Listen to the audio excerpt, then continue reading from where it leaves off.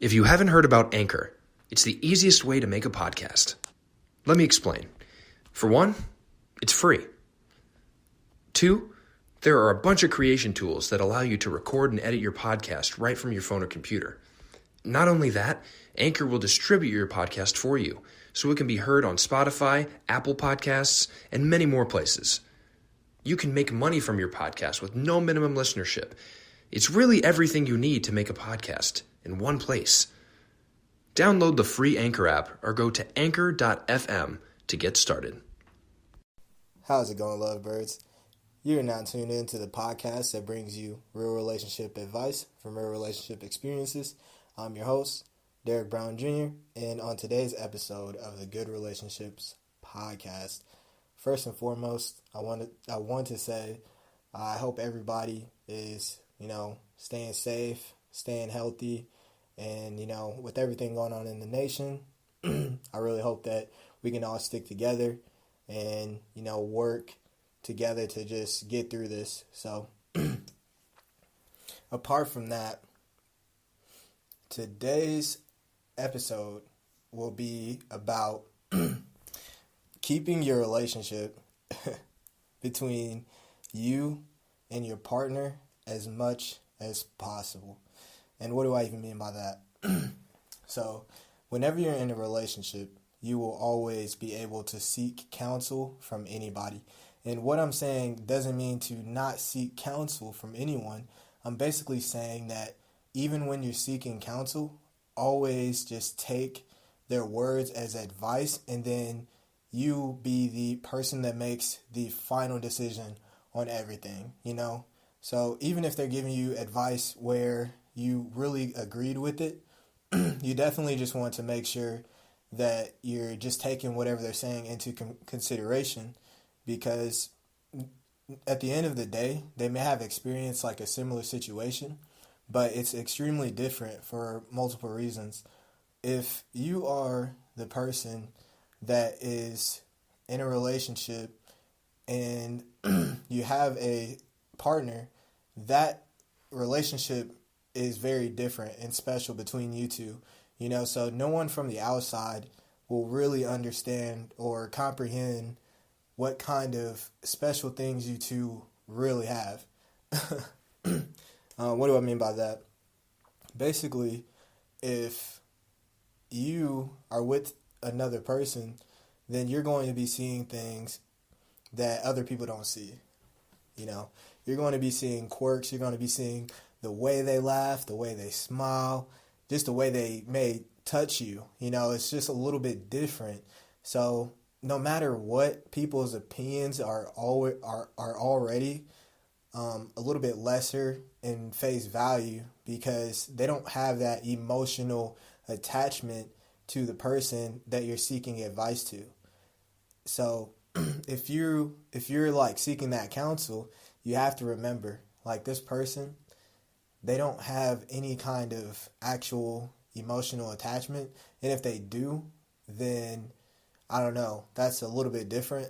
But for the most part, if they're coming from an advice only standpoint, then you have to remember, even if it's something where they're saying that you should or shouldn't do it, you shouldn't go out with that person. You shouldn't marry that person. You shouldn't spend so much time with that person, anything. Or you should, you should really consider marrying this person. You should really consider, you get the point.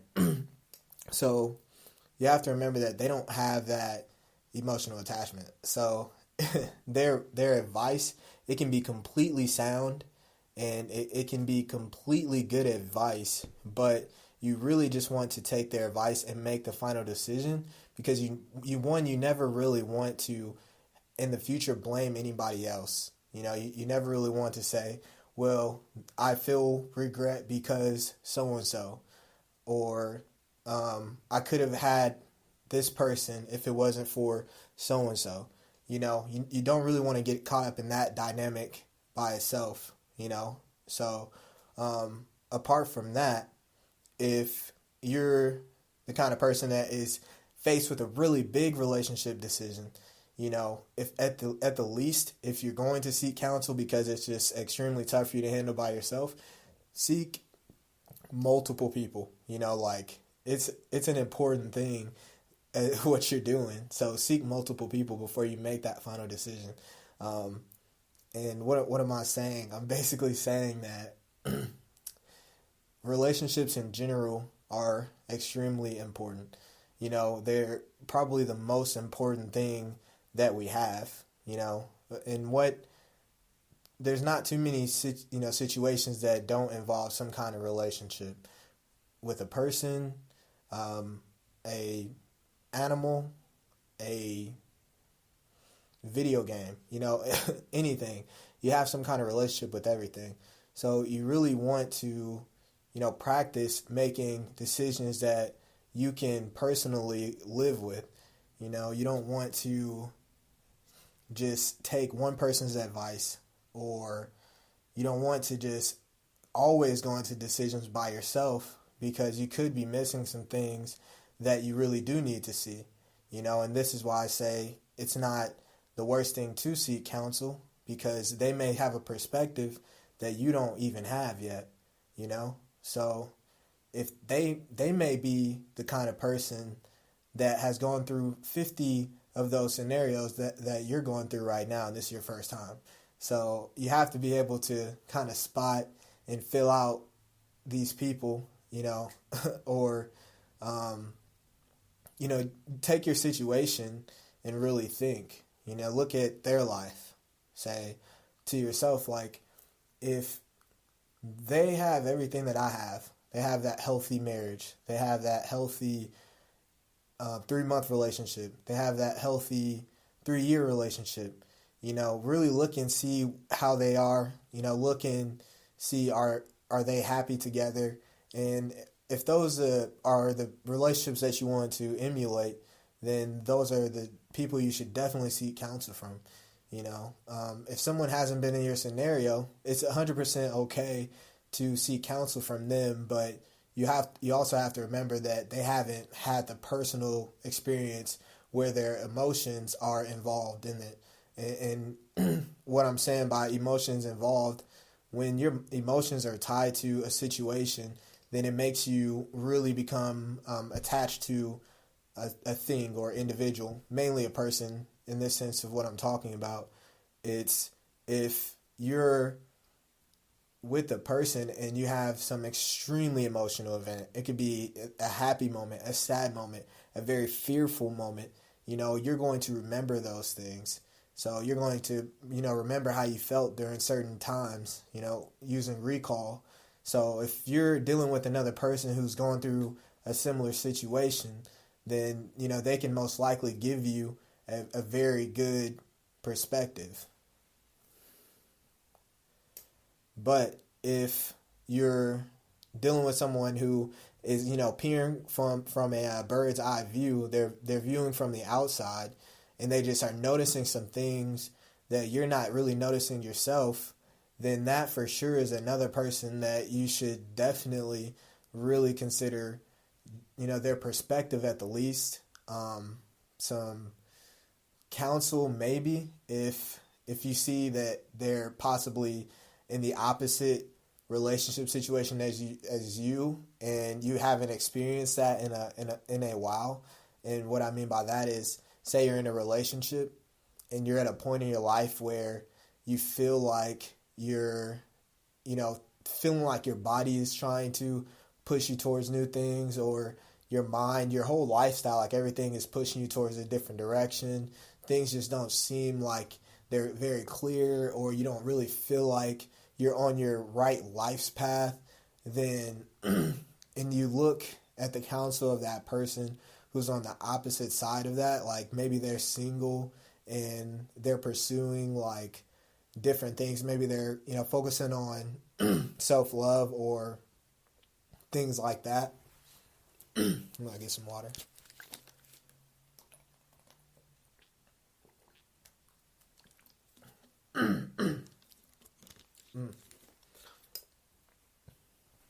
Sorry about that. Then you're definitely going to want to say, okay, I see how you are, and you're single, and it looks like you're happy. What advice can you give me for someone who, I've been in a relationship. Maybe you've been in a relationship before you were single, unless they've been single their whole life, which would be, it could be possible, sure. But if they have been single for some time and they're finding their happiness in that, then you most definitely want to hear what they got to say, because all of these perspectives is going to help you make the decision that is right for you. So it's completely possible, and this is part 2 of this topic, by the way. It's completely possible to have other people put you in the mindset where you're not really even open to opportunities that you truly do want to entertain. Maybe even with people that you want to entertain, but you may have some kind of fear or some kind of like worry that your friends will think something or say something, or something that you just don't want to deal with. It may stop you from making plans with a certain person, or it may stop you from truly being yourself around someone because you consciously have it in your mind that I probably don't want to really be myself with this person or spend too much time with this person because, so and so of my friend group would definitely not like this person. And you don't want to be criticized for the kind of people that you want into your life, And I've seen this so many times where people really miss out on opportunities, even friendships, because they just don't seem to either and I hate to say look the same, but I'll just say have similar front front hobbies, things that you may have in common that are on the surface. So I'll just call those surface hobbies. It's oh, I know we both play basketball. So cool. That's something that we can relate on early on. And down the line, we'll find things that we may have in common with each other. But something that is not surface hobby may be that you like to volunteer at this certain event once every month. That's just something that you probably don't ever talk about to many people, unless it's a big thing that you do. But for the most part, they're not going to see those kind of things. But they may have that in common with you. They may have some background where they actually want to do that, or they enjoy volunteering themselves, and they just haven't had the opportunity to get into that. So right off the bat, if you are meeting someone new and you don't really know their surface hobbies, then you may be missing out on an opportunity to connect with someone on a deeper level. Because those surface hobbies, if you really think about it, it's those surface hobbies that when you really start to find those things that you have in common with other people, that you really start to build a special and unique kind of relationship. So an example of that is maybe you like chess. Maybe you like to journal or do poetry or do some kind of art, but you keep it personal to yourself. You don't really talk about it. And when you're not talking about it, it's not that thing that you're displaying whenever you're meeting new people. It's not like people walk around with their art or they walk around singing, It's just those things that you keep to yourself, and if it comes up, it comes up.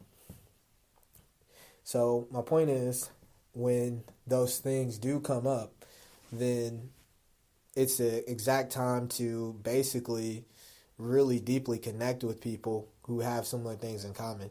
The moment you find out that someone else likes chess and you haven't played chess in a long time, you may sit there and play chess for 5 or 6 hours and deeply connect with someone. It wasn't that initial meet and greet or surface hobby that you initially met them at, or you initially wanted to dive deeper into the relationship, but the surface hobby that you have is just so much different than whatever deeper hobbies you have going on that you rarely share with people.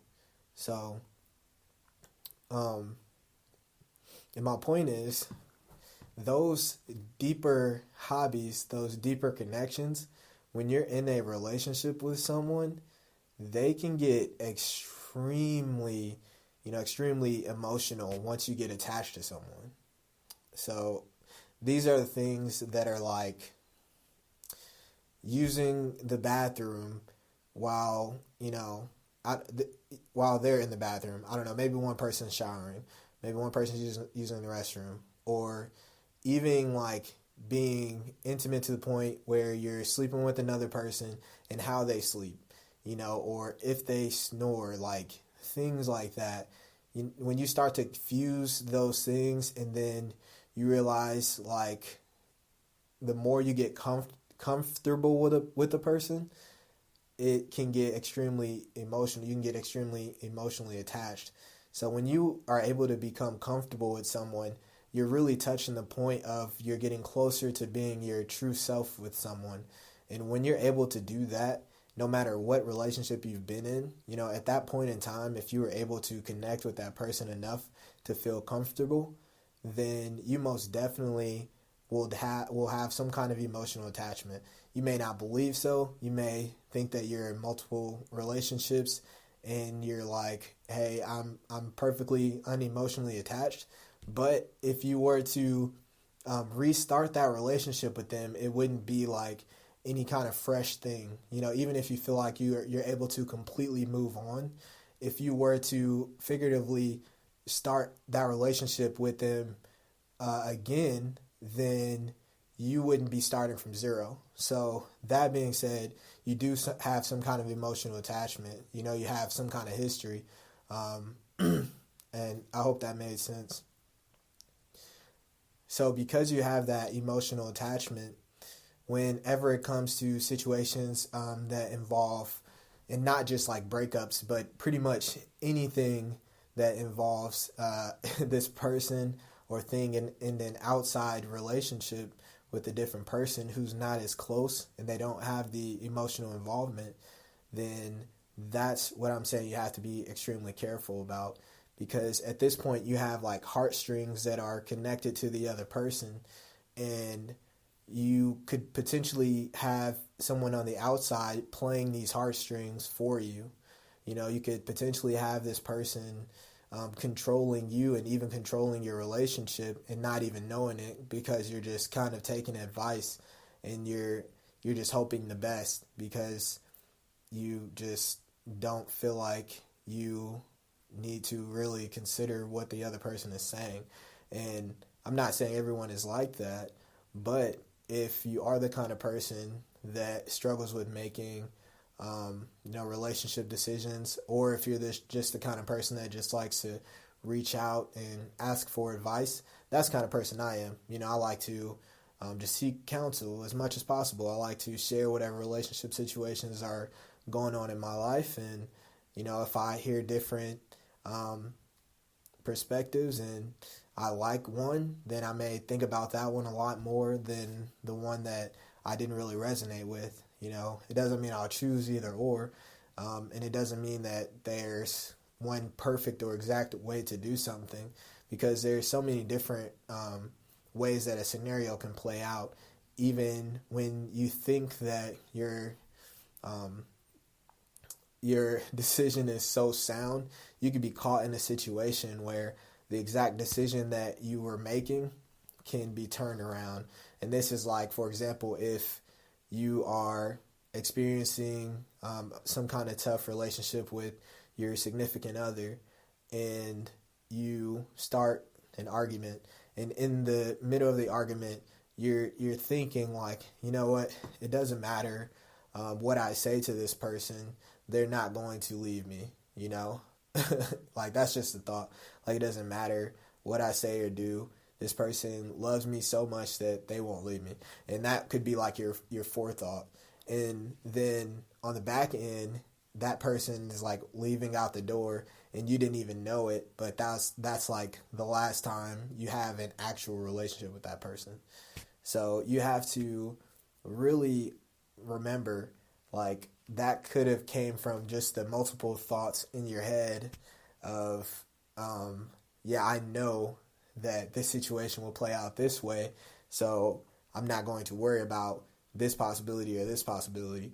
It's like, no matter what decision it is, especially in relationships, because like I said earlier, relationships are just so profoundly important in every aspect of your life. And if you don't have any relationships with anyone, then I personally wouldn't know what that's like, but I can remember being extremely lonely at one point, and I was just not connecting with people relationally.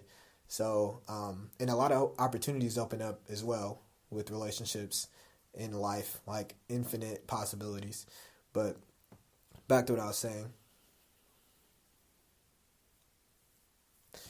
If you are personally that person who is on that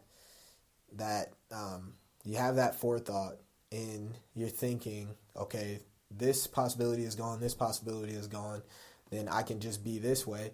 You have to really check yourself with every single relationship decision. Every single relationship decision is most likely important if you want the end outcome to be the way that you truly want it to be, which there's really only two. You know, it's either you want to be with this person or you don't want to be with this person. You know, it's not really too many other options. But it's really wherever your focus is at most of the time. If your end goal is you do want to be with this person, then it makes the in-between a lot easier. You know, if you don't want to be with this person, then it's the same thing. You know, it makes your decisions easier, but it's just going to look a different kind of way. You're going to say things a lot differently. You're going to do things a lot differently because you don't want to actually be with this person. So, and that's a whole nother topic of, you know, why you're with someone you don't want to be with. There's multiple reasons why it happens, but on the opposite end, we'll just stick to when you do want to be with someone and you're really being considerate of each decision, then with that focus and that end goal, you're going to find that it's extremely easier to get through these situations and not have to seek as much counsel from other people. So if you are focused on being with this person, then you will do the thing that it takes is all that I'm saying. You will go the extra mile because you care. You know, and the more you care, the more that you'll do, the more that you'll invest, the more time you'll invest, the more energy, the more emotion. So, that's pretty much it.